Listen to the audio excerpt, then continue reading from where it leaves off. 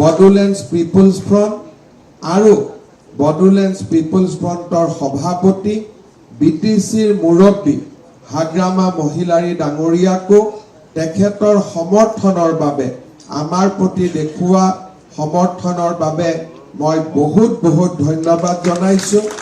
BPF দলৰ সহযোগিতাৰ বাবে এইবাৰ বিটিচি অঞ্চলতো ভাৰতীয় জনতা পাৰ্টিয়ে 4খনকৈ আসন পাবলৈ সক্ষম হৈছে আৰু বিপিএফ দলেও নিজেও 10খনকৈ আসন লাভ কৰিবলৈ সক্ষম হৈছে। মই বিপিএফ দলৰ বিধায়ক আৰু কাৰ্যকৰ্তা সকলকো বহুত বহুত ধন্যবাদ আৰু কৃতজ্ঞতা জ্ঞাপন কৰিছোঁ। আপোনালোক সকলোৱে জানে অহা 12 তাৰিখে ভাৰতৰ প্ৰধানমন্ত্ৰী নৰেন্দ্ৰ মোদী ডাঙৰীয়াৰ উপস্থিতিত NDA মন্ত্ৰীসভাই তৃতীয়বাৰৰ বাবে শপত গ্ৰহণ কৰিব।